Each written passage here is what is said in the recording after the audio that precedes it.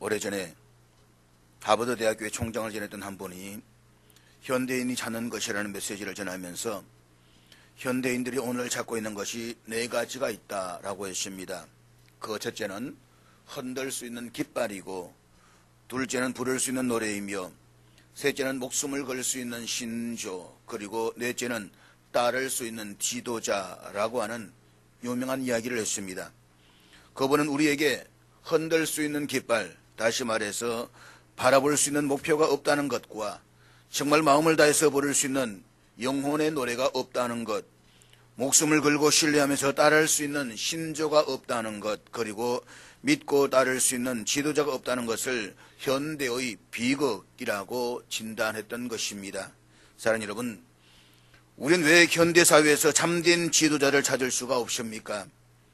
어떤 사람이 지도자의 위기를 두 가지 측면에서 분석했습니다. 첫 번째 측면은 민주화되어가는 이 사회에서는 신화가 용납되지 않는다라고 했습니다. 즉, 오늘과 같은 공개사회 속에서는 지도자의 우상화가 허락되지 않는다는 것입니다. 옛날처럼 지도자에게 접근하기가 어렵고 지도자와 민중이 거리가 멀었던 시대에는 지도자가 신비에 감추어져 있었기 때문에 지도자의 우상화가 가능할 수가 있었다는 것입니다. 그렇지만 지도자의 모든 것이 하나하나 다 공개되는 현대사회에서는 더 이상 지도자의 우상화가 허락되지 않기 때문에 옛날처럼 참으로 존경할 수 있는 지도자를 볼 수가 없다라는 논리입니다.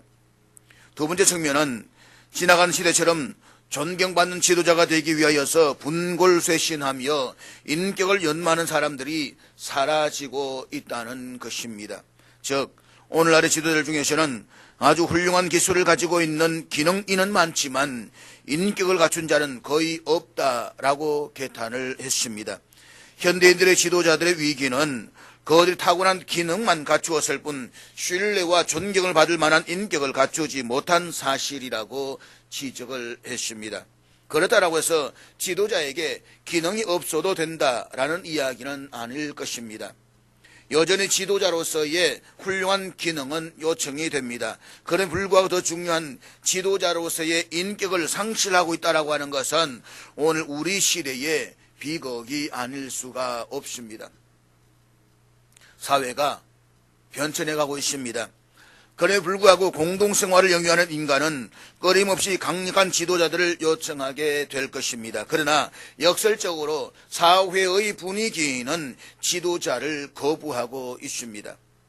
이 모순 때문에 현대는 지도자의 필요성을 알면서도 지도자 없이 표류하고 있는 배와도 같다라고 말할 수가 있습니다. 이것은 누구의 책임이겠습니까? 물론 우선은 지도자를 만들려고 하는 의지가 없는 공동체의 책임이고, 또 하나는 지도자들 자신의 책임입니다. 사도 바울은 오늘 본문에서 소위 교회 지도자론을 전개하고 있습니다. 이 지도자들은 초대교회에서 장로라는 명칭으로 불렸습니다. 우리가 목회 서신을 계속해서 공부하면서 처음에 지적한 사실이 있습니다. 즉, 장로라고 하는 것은 목사와 구별된 또 하나의 지도적인 계급이 아니라 일상적인 지도자를 가리킨다는 사실입니다. 사실상 신약 성경이 제시하고 있는 교회의 직분은 두 가지밖에 없다는 사실을 여러 번 말씀을 드렸습니다. 하나는 장로 혹은 감독이라고 불리던 지도자들이고, 또 하나는 그들을 돕고 있는 집사입니다. 우리가 디모데전서 3장에서 교회의 직분론을 공부할 때에도 두 종류의 직분밖에는 나오지 않습니다. 바로 감독과 집사입니다. 그런데 본문인 디모데전서 5장 17절 이하에 보게 되면 감독이 아니라 장로라는 명칭이 등장하는 것을 볼 수가 있습니다. 잘 다스리는 장로들은, 이미 여러 번 말씀을 드린 것처럼 장로와 감독은 별개의 직제가 아닙니다. 일반적으로 학자들은 나이가 어느 정도 드신 연장자로서 교회에서 지도적인 위치에 있는 존경을 받을 수 있는 분에게는 장로라는 명칭을 사용한 것이라고 추측을 합니다. 이것은 일종의 인격적인 존경의 호칭이라고 말할 수가 있습니다. 그리고 장로가 교회의 일을 기능적으로 관여할 때는 감독이라는 기능적 칭호가 붙여집니다. 감독들은 양무리를 감독하고 돌보며 그들에게 신앙의 방향을 제시하는 일을 합니다. 특별히 오늘의 본문은 초대교회 지도자였던 장로의 기능과 책임에 대해서 성경이 다른 어떤 부분들보다도 더 명확하게 전달해 주고 있습니다. 오늘 본문의 17절 말씀 보게 되면 초대교회 지도자들의 두 가지 기능을 볼 수가 있습니다. 다스리는 일과 가르치는 일입니다. 현대적인 표현으로 말하자고 한다면 교회 행정과 말씀 사역이라고 할 수가 있습니다. 그러나 모든 지도자들이 다스림과 가르침의 사역을 다 잘할 수는 없습니다. 사역자들 중에는 다스림의 영적 은사를 받은 자들이 있는가라고 하면 가르치는 일에 좀 더 많은 은사를 받은 사람이 있을 수가 있습니다. 아마도 초대의 교회의 어떤 지도자들은 다스리는 일과 가르치는 일을 병행하고 있었을 것입니다. 그러나 어떤 사람들은 주께서 자기에게 주신 은사를 알고 다스림의 사역이나 가르침의 사역 중에서 어느 한쪽에 더욱 헌신했던 것 같습니다. 그러면 초대교회는 다스림과 가르침의 사역 중에서 어디에 더 무게를 두고 있었겠습니까? 무엇을 더 중요시 여기고 있었습니까? 오늘 본문은 이러한 질문에 대해서 우리에게 대답을 던져주고 있습니다. 본문 17절 다시 한번 보시기를 바랍니다. 잘 다스리는 장로들은 배나 존경할 자로 알되, 이 다스림이 없이는 조직체가 조직체답게 형성되지 않기 때문에 결국 조직이 죽을 수밖에 없습니다. 그만큼 다스리는 사역은 중요한 사역입니다. 그러나 성경은 다스림의 기능보다는 가르침의 기능을 훨씬 더 중요하게 강조하고 있다는 사실을 우리가 기억해야만 합니다. 본문 17절을 다 같이 보도록 하겠습니다. 17절 다 같이 읽겠습니다. 시작. 교회가 하나의 조직체로서 존재하기 위해서는 다스림의 은사를 가진 사람들이 필요합니다. 그러나 가르친다는 것은 교회 조직체의 생존 이상의 중요한 의미가 있습니다. 이것은 우리 영혼의 사활이 달려있는 문제인 것입니다. 초대교회 성도들은 말씀을 통해서 우리의 영원한 상태가 결정될 수 있다는 사실을 알았기 때문에 다스림보다는 가르침의 사역이 훨씬 더 중요하다는 것을 피부로 감지하고 있었던 것 같습니다. 그렇기 때문에 본문에서는 가르침의 사역에 종사하는 지도자들을 더욱더 귀하게 여길 필요가 있다라고 가르치고 있습니다. 사도 바울은 이런 전제와 함께 교회 공동체가 지도자를 향하여서 어떤 태도를 가져야 할 것인가, 그리고 지도자가 자신의 지도자적 기능을 어떻게 관리해야 할 것인가에 초점을 맞추어서 오늘 메시지를 전하고 있습니다. 그렇다면 교회 공동체가 지도자를 어떤 안목에서 보아야만 합니까? 우리가 지도자를 어떻게 생각해야만 할까요? 사도행 본문에서 세 가지를 우리에게 강조하고 있습니다. 첫째로 지도자의 역할을 존중하라는 것입니다. 사랑하는 여러분, 우리가 왜 지도자를 존중해야만 합니까? 그가 장로이기 때문에 그냥 존경해야 한다는 이야기입니까? 아니면 그가 수행하는 역할이 소중하기 때문에 존중해야 한다는 이야기입니까? 오늘 본문 10절을 보면 다스림의 역할 때문에 지도자를 존중해야 한다는 것을 알 수가 있습니다. 이 다스림을 통해서 그리스도의 몸된 교회가 교회답게 존재하고 또 그 기능을 발휘할 수가 있기 때문에 잘 다스리는 장로들을 배나 존경할 자로 알라라고 말씀하고 있는 것입니다. 말씀과 가르침에 수고하는 이들에게 더욱 거리할 것이니라. 말씀과 가르침에 종사하는 지도자를 더욱 존경해야 하는 이유가 무엇 때문입니까? 그들이 가르치고 있다는 사실 때문인 것입니까? 아니면 가르침의 사역이 가장 중요한 의미 때문입니까? 바로 후자입니다. 목사나 설교자로서의 위치 때문이 아니라 그가 담당하고 있는 이 말씀을 통해서 사람의 영혼이 변화를 받고 살아계신 하나님을 경험해서 눈을 뜰 수가 있게 되기 때문인 것입니다. 사람들이 사망에서 생명으로 옮겨지는 것입니다. 말씀의 사역을 통해서 사람들의 삶에 가장 위대한 변화가 일어날 수가 있습니다. 그렇다면 이 사역은 얼마나 중요한 사역입니까? 그래서 바울은 지도자들이 수행하고 있는 역할이 중요성 때문에 그들을 더욱 존경해야 된다라고 우리에게 말씀을 하고 있는 것입니다. 우리는 지도자에 대해서 말할 때에 그의 인격의 실망을 느낀 나머지 역할까지 부정하는 오리를 범하는 경우가 종종 없지 않아 있습니다. 만약 우리가 그 역할을 부정하게 되면 그것은 하나님의 방법을 부정하는 것이 되는 것입니다. 다시 말해서 부족하고 연약하지만 천사가 아닌 사람을 세워서 말씀을 선포하고 가르치게 하는 것이 하나님의 방법이라고 한다면 우리가 지도자의 한두 가지 인격적인 단점 때문에 그 역할의 존재 의의까지 부정하는 것은 하나님의 방법 그 자체를 부정하는 오류를 범하게 되는 것입니다. 하나님은 특별한 방법으로 기이한 역사를 통해서 말씀하지 않습니다. 가장 보편적인 사건을 통해서 가장 보편적인 사람을 통해서 하나님의 말씀을 전하신다는 것입니다. 그래서 제2스위스 신앙고백에서는 하나님의 말씀이 합법적으로 부름받은 설교자들에 의해서 설교되어질 때 우리는 하나님의 말씀 자체가 선포된다는 사실과 이 하나님의 말씀 자체가 믿는 자들에 의해서 받아들여져야 한다는 사실을 믿는다라고 말하면서 이렇게 가르치고 있습니다.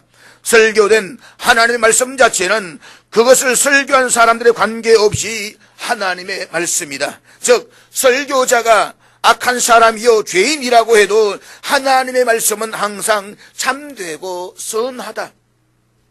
계속해서 제2스위스 신앙고백은 이렇게 가르치고 있습니다. 우리는 그리스도의 음성이 사악한 교역자의 입을 통해서 나오더라도 그것에 귀를 기울여야 할 것을 안다.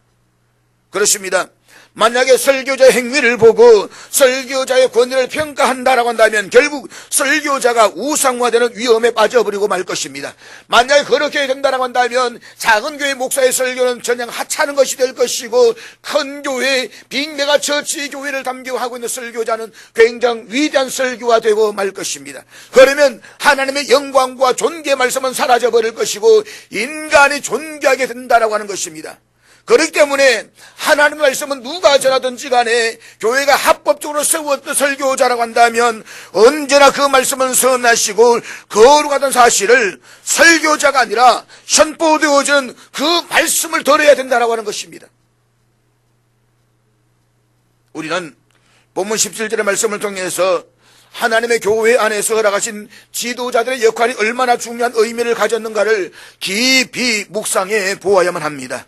특별히 성경이 다스림보다도 가르침에 더욱더 강조점을 두게 된 이유를 한번 생각해 보십시오. 우리가 사도행전 6장의 예를 보더라도 초대교회 우선순위가 어디에 있었는가를 분명히 알 수가 있습니다. 그것은 바로 가르침의 사역입니다. 지도자들은 조직이 보다 건강한 조직체로서 생존하고 움직여갈 수 있도록 끊임없이 그 조직에 관심을 갖는 일이 중요합니다. 그러나 그것이 말씀의 사역보다는 중요하지 않다는 것입니다. 조직의 생존보다 더 중요한 것은 바로 영혼의 생존입니다. 사랑하는 여러분, 사람이 모든 것을 다 잘할 수는 없습니다.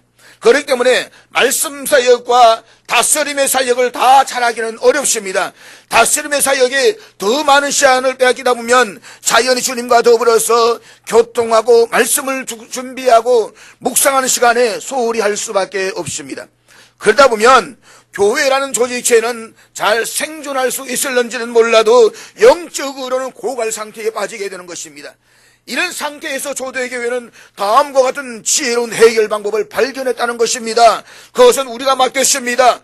우리가 기도하며 주님 안에서 이 사역을 잘 감당할 터이니 지도자들께서는 하나님으로부터 말씀을 받아서 우리에게 살아있는 생명의 말씀을 먹여주십시오. 오늘날에도 그런 의미에서 초대교회 이러한 지혜는 우리 교회 사역은 어느 쪽으로 방향을 잡고 나아가야 하는가라고 하는 질문에 통찰력을 제공해 주고 있는 것입니다. 그래서 제2스위스 신앙고백이 되면 목회자에게 너무 많은 과중한 일을 맡기지 말라라고 말하고 있습니다. 왜냐하면 과중한 일을 하다 보면 말씀을 묵상하고 말씀을 준비할 수 있는 시간이 없다는 것입니다. 그리고 그 말씀을 전할 수 있는 사람의 그 말씀은 빈약할 수밖에 없다는 것입니다. 그러므로 지도자의 역할을 존중하십시오. 왜 존중해야 되느냐?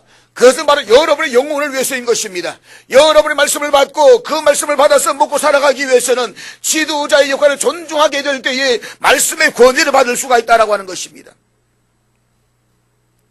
둘째로 지도자의 생활을 책임지라는 것입니다.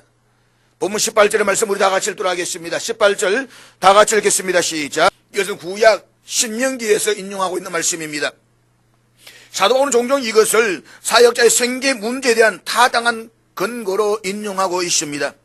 어떤 사람들은 그것이 대단히 구약적인 사상이기 때문에 신약 시대에 사는 우리가 관심을 가질 필요가 없다라고 주장합니다. 그러나 바울은 어떤 원리는 신약에까지도 적용되어도 타당한 보편적인 원리라고 주장하고 있는 것입니다. 고린도전서 9장의 예가 바로 그 경우라고 말할 수가 있습니다.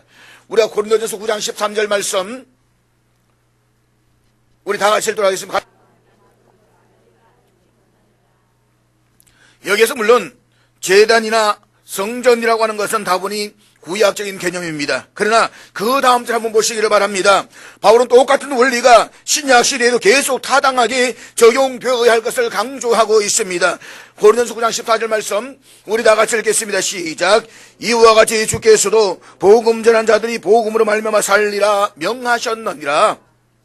다른 것에 생계를 의지하지 않고 복음을 전하는 일에 자기 모든 시간을 들이는 자들은 그 사역만으로 생계가 해결되어야 할 필요가 있다는 사실을 오늘 여기에 명시하고 있는 것입니다. 그런데 그 다음 절이 문제입니다. 교회 이상론을 주장하는 사람들 중에서는 월급을 주고 목사를 고용한 자들을 비판하면서 바울의 경우를 그 근거를 들고 있습니다. 바울을 보아라. 바울은 천막을 지으면서 전도하지 않았는가? 물론 바울은 사례비를 받지 않았습니다. 그러나 거기에는 다분히 이유가 있었습니다. 이어진 15절 말씀으로 같이 보도록 하겠습니다. 15절 다 같이 읽겠습니다. 시작. 바울은 사례비를 받을 권한이 있었습니다. 당연히 있었습니다. 성경의 원리상 그가 받는 것이 타당합니다. 그러나 만약 바울이 사례비를 받으면 주변 사람들이 바울이 복음을 위해서가 아니라 사례비 때문에 전도한다고 오해를 할 수가 있기 때문에 전도자로서 끊임없이 장소를 옮겨가면서 이곳에서 옮겨있는 그로서는 그럼에도 불구하고 자기의 권한을 스스로 포기했다는 것입니다. 마땅히 주장해야 할 권한임에도 불구하고 그것이 복음의 영광에 해방이 될 것을 두려워해서 포기한 것입니다. 그러나 한 교회에 머물러서 그 교회를 섬기고 사역하고 있는 경우에서는 다르다라고 하는 것을 오늘 본문을 통해서 우리에게 말씀하고 있는 것입니다. 중요한 원칙은 무엇입니까? 바울의 경우가 원칙입니까? 예외입니까? 예외라는 것입니다. 만약 오늘날 복음을 전하는 사람들이 다 바울의 모범을 따라 한번 가정을 해보십시오. 다시 말해서 월급을 받지 않고 나름대로 생계를 꾸려나가면서 전도한다라고 가정해 보십시오.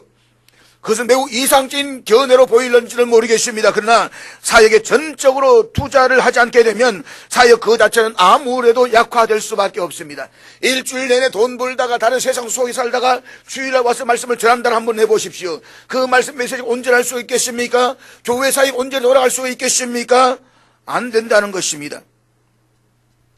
이 원리는 여러분의 삶을 살펴보아도 분명하게 드러나는 것입니다.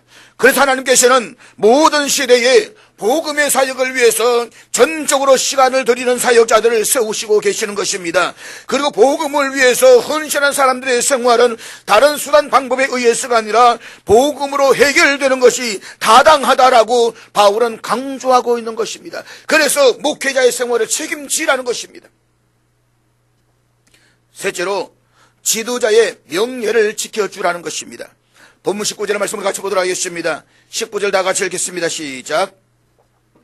여러분, 목사가 무엇을 잘못했다는 소문이 떠돌기 시작할 때에 여러분 어떻게 하십니까? 그 소문에 동조하시겠습니까? 뭐든지 사람들은 남에 대한 소문을 즐기려는 본성이 있습니다. 그러나 바울은 이와 같은 경우는 이렇게 말하라고 가르치고 있습니다. 지도자에 대한 어떤 고발이나 비난거리가 생기면 그것을 그대로 수용하지 말아라. 그 확실한 사건을 목격한 뚜렷한 두세 정인이 없을 때에는 장로들에 대한 송사는 아예 고려하지도 말라. 무슨 말입니까? 명예를 무너뜨리지 말라 이 말인 것입니다. 왜 그렇게 했습니까? 이 원칙은 모든 사람들에게도 적용될 수가 있습니다. 그런데 바울이 특별히 지도자에게 이것을 강조하고 있는 이유가 어디에 있다라고 생각을 하십니까? 그들이 지도자이기 때문입니다. 지도자의 흔들림은 결국 누구의 흔들림인 것입니까? 그 교회 공동체 전체의 흔들림일 수밖에 없습니다. 이것은 지도자의 명령을 지키는 일일 뿐만 아니라 한 걸음 더 나아가서 여러분이 속하고 있는 교회 공동체의 명령을 지키는 일이기도 한 것입니다. 그것은 또한 주님의 명예를 수호하는 일이기도 한 것입니다. 자신이 정말 하나님의 영광을 위해서 살기를 원한다고 고백하는 그리스도인이라고 한다면 교회의 명예와 주님의 명예를 지키기 위해서 지도자에 관한 말을 조심해야 한다는 사실을 바울은 여기서 분명하게 우리에게 가르치고 있는 것입니다. 다시 말해서 목사가 위대해서가 아닙니다. 목사가 잘나서가 아닙니다. 교회를 위해서, 교회 공동체와 주님의 영광을 위해서 조심해야 된다, 이 말인 것입니다. 그래서 우리가 목사에 대해서 이야기할 때에도 조심해야만 합니다.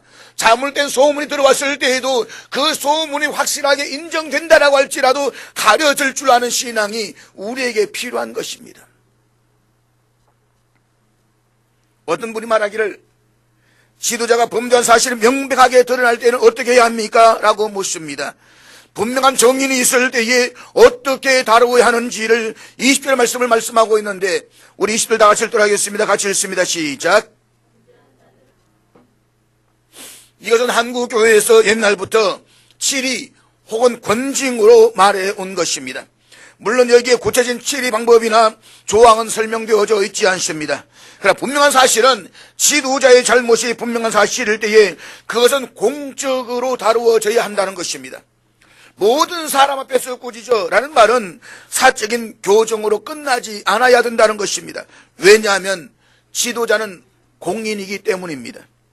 그는 그 공동체를 이끌어야 할 중요한 책임을 지고 있는 공적인 사람입니다. 그렇기 때문에 그에 대한 문제는 공적으로 다루어지는 것이 타당하다는 것입니다. 또 그렇게 함으로써 교회가 이런 문제를 공개적으로 정당하게 해결할 수 있을 때에 사람들은 하나님의 영광과 하나님의 공의 앞에 두려움을 갖게 될 것입니다. 그런데 현대교회의 비극 가운데 하나는 치리가 불가능하다는 사실입니다. 오늘 교회의 권위가 상실되고 있습니다. 교회의 거룩성을 잃어가고 있습니다. 그에 대한 가장 중요하고도 근원적인 원인 가운데 하나는 치리가 불가능하다는 것입니다. 교인이나 지도에 대한 징계가 불가능하기 때문에 교회의 권위가 서지 않는다는 것입니다.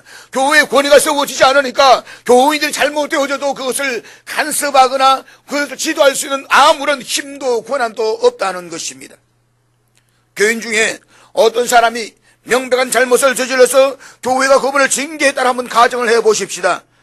앞으로 석 달간 교회 출입을 금지하십시오 라는 징계 판결이 내려졌다라고 했을 때에 그것이 오늘 세상에 통하겠습니까? 아마 이렇게 이야기할 것입니다. 교회가 이 교회밖에 없나? 길만 교회도 교회는 얼마든지 있다. 세상이 넓어진 것이 교회이다 라는 식으로 나갈 것입니다. 그렇기 때문에 오늘 교회 안에서의 치리는 통하지가 않습니다. 이것이 오늘 현대교회의 문제요, 한국교회의 문제입니다. 초기 한국교회는 치리가 분명했습니다. 원칙이 분명했습니다. 그리고 치리가 정해졌을 때는 어느 교회도 받아들이지 않았습니다. 갈 곳이 없었습니다. 그 치리는 너무나 무서운 것이었습니다. 그렇기 때문에 교회의 질서가 세워졌습니다. 교인들 얼마 되지 않아도 거룩성이 있었습니다. 세상이 교회를 존경했습니다. 오늘 교회가 넘쳐나고 있지만 오히려 세상 속에서 교회는 비난의 대상이 되고 있는 이유가 무엇입니까? 바로 치리와 권징이 존재하지 않기 때문인 것입니다. 초대교회는 분명히 이것이 통하고 있었습니다. 한 교회가 어떤 사람을 징계하면 다른 교회에서도 그를 받지를 않았습니다. 교회들이 공동 보조를 했다는 것입니다. 만약 한 교회에서 징계를 받으면 그는 전혀 그리스도인들의 교제 속에 끼일 수 없는 이방인들은 두려운 결과를 맞이하게 됩니다. 그래서 중세 시대에도 보면 기독교 국가에서는 치리를 당하게 되면 사람 취급받지를 못했습니다. 그래서 치리받을 때 그것을 굉장히 두려워했던 것을 우리는 교회의 역사를 통해서 볼 수가 있는 것입니다. 하나님의 가족들의 교제에서 영원히 재련되어야 하는 아픔을 받아야 된다고 한번 가정을 해보십시오. 그리고 그들은 이 징계를 받을 때에 하나님 앞에서 심히 슬퍼하며 자신을 돌아보고 회개하는 시간을 가져야만 했습니다. 그런데 그것이 오늘날에는 더 이상 통하지 않습니다. 오늘날도 이것이 통할 수 있다면 저는 정말 참 좋겠습니다. 저는 교회가 교회다운 권위와 영광을 회복하기 위해서는 이 징계가 다시 살아나야 된다라고 생각합니다. 다시 한번 우리 마음속에서라도 이 권위의 징계가 회복되어져야 된다라고 하는 것입니다. 사실 훌륭한 사람은 징계를 받아들일 수 있는 자세를 갖춘 사람입니다. 자신이 잘못했는데 교회가 타당의 징계를 내렸을 때에 예 맞습니다라고 징계를 감수하면서 자신을 돌아보고 회개하는 사람이 정말로 훌륭한 사람인 것입니다. 우리는 이 예를 조만식 장로님과 주기철 목사님에 의해서 알 수가 있습니다. 어느 주일날 아침에 조만식 장로님이 늦게 오게 되었습니다. 예배 시간 걸렸습니다. 주기철 목사님이 설교하다가 조만식 장로님 들어오시는 이야기합니다. 장로님 거기 서 계십시오. 얼마나 부끄럽습니까? 수많은 사람들 고개를 올려서 조만식 장로님에게 시선이 집중됩니다. 그런데 이 장로님이 아무 말도 하지 않고 그대로 서 있습니다. 주기철 목사님이 설교를 말씀을 전합니다. 말씀을 다 전하고 난 뒤에 마무리 기도를 조만식 장로님께 부탁합니다. 장로님 기도해 주십시오. 기도합니다. 하나님 죄송합니다. 제가 오늘 교회에 오다가 사람을 만났습니다. 예배가 더 중요함에도 불구하고 그 사람 만나서 이야기하다 보니까 예배에 늦어졌습니다. 하나님 제가 죄인입니다 라고 하면서 눈물로 기도했다는 것입니다. 얼마나 아름다운 모습입니까? 그런데 조만식 장로가 누구입니까? 주기철 목사님의 선생님이십니다. 오산중학교 주기철 목사님의 선생님이신 그 장로님 조만식 장로 누구십니까? 주기철 목사님이 경상도에서 예배를 목회하고 있을 때에 그분을 초청해 간 사람이 조만식 장로입니다. 다음날 평양 시내가 소문이 자자했습니다. 선생님을 불러 세운 그 목사도 대단하지만 제자 앞에서 순종하면서 그 징계를 받아들인 조만식 장로도 대단하다고. 한국교회 역사에서 가장 큰 족적을 남겼던 주기철 목사님과 조만식 장로님의 이야기입니다. 저는 교회 안에서도 이런 징계가 회복되어졌으면 좋겠습니다. 이런 지리가 권위가 회복됨으로 말미암아서 우리의 신앙이 살아나고 하나님의 영광이 회복되고 교회의 영광이 회복되는 그 놀라운 역사를 우리 안에서 만들어갔으면 정말 좋겠습니다. 그런데 사도 바울은 지도자가 되려면 무엇보다도 지도자가 되기 위한 노력이 있어야 된다라고 권면합니다. 지도자는 된 존재가 아닙니다. 되어가는 존재인 것입니다. 다시 말해서 지도자가 교회 공동체 안에서 사람들에게 존경을 받기 위해서는 스스로 지도력을 관리해야 된다는 것입니다. 그것이 무엇입니까? 첫째는 자신의 지도자적 자질을 관리하라는 것입니다. 오늘 본문 22절에 보면 아무에게나 경솔히 안수하지 말고 라는 말씀이 있습니다. 이 부분을 요진 피터서는 메시지 성경에서 이렇게 번역하고 있습니다. 우리 다 같이 읽겠습니다. 시작. 사람들을 너무 성급하게 교회 지도자의 자리에 앉히지 마십시오.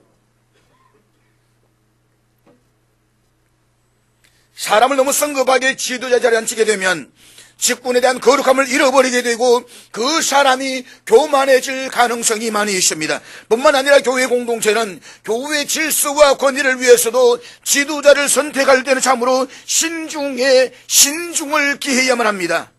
그럼에도 불구하고 오늘의 한국 교회에는 안수가 남발되는 경향이 있습니다. 그 사람의 자질과는 전혀 상관없이 너무나도 쉽게 지도자가 되어버립니다. 교회 지도자는 세상의 어떤 단체가 세우는 지도자와는 질적으로 차원이 다릅니다. 뭐든지 교회 지도자는 소명이 분명해야만 합니다. 그리고 소명의 문제는 결국 영성의 문제와 연결이 되는 것입니다. 그가 영적인 지도자의 자질이 있는가? 영혼에 대한 애정이 있는가? 한 사람이 하나님을 알게 되어서 주님 앞에 나오는 일에 정말 진지한 관심을 가지고 있는가? 그리고 하나님의 사람으로서 이 사역을 감당하기 위해 자기의 도덕적인 삶에 책임질 용의가 있는가? 이런 영성의 문제는 그의 학벌이나 지위와 같은 외적인 문제보다도 훨씬 더 중요한 문제인 것입니다. 그렇기 때문에 하나님의 교회에서 지도자로 세움을 받기를 원하는 사람은 자신의 영적인 자질을 돌아보면서 철저하게 관리해야 된다는 것입니다. 사랑하는 여러분, 지도자는 된 사람이 아닙니다. 되어가고 있는 사람입니다. 우리가 이 사실을 인정한다라고 한다면 도덕성에 대한 책임 있는 자신의 삶을 관리하십시오. 그리고 내가 정말 하나님의 사람다운 사람인가를 스스로에게 끊임없이 질문을 던져보십시오. 영성에 대해서 문제가 있고 도덕성에 대한 책임이 없는 사람이 지도자가 된다라고 하는 것은 참으로 끔찍한 일인 것입니다. 그러므로 하나님의 교회와 사람들에게서 존경받는 지도자가 되려면 자신을 꼼꼼히 살펴서 자신의 지도자로서의 자질에 흠이 발생하지 않도록 해야 되는 것입니다. 세상 사람들로부터 비난의 대상이 되지 말아야 된다는 것입니다. 두 번째는 자신의 성적인 순결을 관리해야만 합니다. 오늘 본문 22절 말씀 보도록 하겠습니다. 본문 22절 다 같이 읽겠습니다. 시작. 디모데전서에서 나오는 정결이라는 단어는 언제든지 성과 관련되어져 있습니다. 오늘 본문의 경우도 그렇습니다. 오늘 우리들 주변을 한번 가만히 보시기를 바랍니다. 성적인 순결로 인해서 얼마나 많은 지도자들이 넘어지고 있습니까? 저는 신학교에서 목사가 되어가는 학생들에게 강조하는 메시지 가운데 하나가 있습니다. 매 학기마다 이 말은 늘 강조하면서 던집니다. 그것은 이성의 문제에 있어서 자신을 지킬 수 있는 도덕적 능력이 스스로에게 없는 사람은 신학을 포기하라는 것입니다. 그것은 자신을 위해서도 교회를 위해서도 불행한 일인 것입니다. 지도자가 되었다라고 해서 그날부터 달라지는 것이 아닙니다. 도덕적인 순결함의 문제 때문에 오늘 얼마나 많은 교회가 교회의 역사 속에서 아픔을 경험해 왔는지 일일이 다 제거할 필요는 없습니다.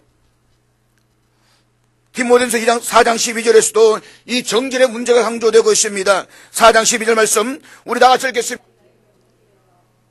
5장 2절에서 이 문제를 재차 강조하고 있습니다. 젊은 여자에게는 온전히 깨끗함으로 자매에게 하듯 하라. 지도자만큼 이성과의 접촉이 빈번한 사람도 없습니다. 그만큼 쉽게 시험에 들 수 있기 때문에 중요한 문제가 된다는 것입니다. 세 번째는 자신의 건강을 관리해야만 합니다. 오늘 본문 23절만 다 같이 읽도록 하겠습니다. 23절 다 같이 읽겠습니다. 디모데전서 3장에서 술을 멀리하라고 강조했던 바울이 여기에서는 포도주를 조금씩 쓰라고 말하고 있는 이유가 무엇입니까? 아마 술을 좋아하시는 분들이 이 구절을 굉장히 좋아할 것입니다. 그러나 이 구절은 그런 이유로 마시라는 것이 아니라는 것을 기억해야만 합니다. 의학이 발달되지 못했던 당시에 시대적 상황에서 포도주는 아주 중요한 약으로 사용되어졌습니다. 디모데에게는 소화가 잘 되지 않는 건강상의 문제가 있었습니다. 그래서 소화 기능에 효과가 있고 디모데를 괴롭히는 병에도 좋았기 때문에 약으로 조금씩 마시라는 것입니다. 소화 기능이 좋다 그래서 그래 마셔도 되겠다. 요즘은 소화제가 너무 많습니다. 가스 활명수도 있습니다. 사실 건강에 관하여서는 저도 할 말이 없습니다. 유구무원입니다. 그러나 지도자는 자기에게 주어진 지도력의 관리를 위해서 그리고 자기에게 맡겨주신 영혼들을 위해서 자신의 건강에 책임을 져야 된다라고 생각을 합니다. 마지막 네 번째로 자신의 선행의 삶을 관리하라는 것입니다. 본문 24절 말씀 다시 한번 보도록 하겠습니다. 24절 다 같이 읽겠습니다. 시작. 여러분, 죄는 드러나게 되어져 있습니다. 폭로될 수밖에 없습니다. 어떤 사람에게는 금방 그 죄가 드러날 것입니다. 그러나 어떤 사람의 죄는 한참이 지나서 드러나기도 합니다. 결국에는 다 드러납니다. 그러므로 자신의 삶을 돌아보면서 선행의 삶을 살아야만 합니다. 교회 지도자라고 하면서 주일이 되면 교회에 나와서 거룩한 모습으로 예배를 드리지만 세상 속에서 죄에 물든 생활을 계속하다가는 결국 모든 사람에게 그 죄악된 모습이 다 드러나고 말 것입니다. 그렇기 때문에 지금까지 걸어왔던 나의 삶이 선행의 삶을 기록하고 있는 것인지 아니면 범죄의 기록을 기록하고 있는 것인지를 한번 살펴보십시오. 교회에서 존경받는 지도자로 세워지기를 소망하는 사람에게 있어서 이 문제는 참으로 심각하게 고려되어져야만 합니다. 사랑하는 여러분, 우리가 한 사람을 지도자로 세울 때 우리 충분한 시간을 가지고 그를 지켜볼 필요가 있습니다.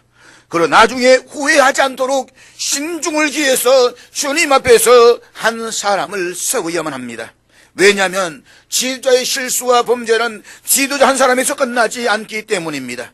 그래서 우리 모두의 아픔이어야 하고 우리 모두의 수치이어야 하기 때문에 더더구나 중요하다는 것입니다. 무엇보다 우리 그리스도인들은 지도자를 위해서 기도해야만 합니다. 여러분, 지도자를 위해서 기도해 주십시오. 그것이 교회의 권위를 위해서도 중요한 것입니다. 교회의 영광을 위해서도 중요한 것입니다. 한 걸음 더 나아가서 지도자가 되기를 소망하는 사람들은 스스로 교회와 세상 사람들 앞에서 존경받는 지도자가 되기 위해 스스로를 살피며 관리해야만 합니다. 저게 무슨 목사라고, 저게 무슨 집사라고, 저게 무슨 집 권사와 장로라고, 이런 이야기는 듣지 말아야 되는 것입니다. 제가 어느 목사님 대구에 계시는데 초등학교 동창회를 한번 갔다라고 합니다. 갔는데 보니까 이 친구들 다 있는데 한 집사가 있는데 자기하고 같은 친구인데 집사입니다. 근데 이 목사가 가서 1차 밥을 먹고 난 뒤에 야 2차 가자 라고 2차를 갔는데 어디 갔느냐, 술집에 가더랍니다. 내가 도망갈 수도 못하겠고 이러지 못하고 그래서 차를 태워줬습니다. 차를 태워줘가지고 있으면서 자기는 바깥에 이렇게 있는데 화장실을 빠져 화장실도 들어갔더니 한 친구가 오는데 집사가 오는 겁니다. 말 그대로 잡사입니다. 하는 말이, 야, 아이 친구야, 내 말이야, 오늘 이제부터 너희 교회 한번 나가볼까? 내 너희 교회 갈까? 그러니까 이 친구, 목사님 그랬답니다. 때려치워라. 네 교회나 잘 나가라. 예수나 똑바로 믿어라. 술만 처먹고 말이지. 네 교회는 니는 절대로 우리 교회로 오지 마라. 그 이야기를 했다는 것입니다. 그래서 그랬습니다. 진짜 이야기 잘했다고. 더 좋은 것은 그 초등학교 동문회 좀 나가지 말라고 했습니다. 그래서 자기도 그러고는 한 번도 안 나간대요. 꼬라지 보기 싫어가지고 가기가 싫다고 안 간다는 것입니다. 여러분, 오늘 한국교회는 얼마나 많은 교회들이 당장의 필요 때문에 깊이 생각해 보지도 않고 쉽게 지도자를 세웠다가 아픔과 분열을 경험하고 있습니까? 잘못 세웠던 지도 때문에 얼마나 많은 교인들이 가슴 아파합니까? 이것은 기본적으로 우리가 성경의 가르침을 무시했기 때문에 당하는 아픔이요 분열인 것입니다. 성경을 보십시오. 성경이 얼마나 자세하게 분명하게 우리에게 가르쳐주고 있습니까? 그러므로 오늘의 말씀이 저와 여러분에게 구체적이고도 실질적인 도움을 줄 수 있는 가르침이 될 수 있기를 주의 이름으로 축복합니다. 기도하겠습니다.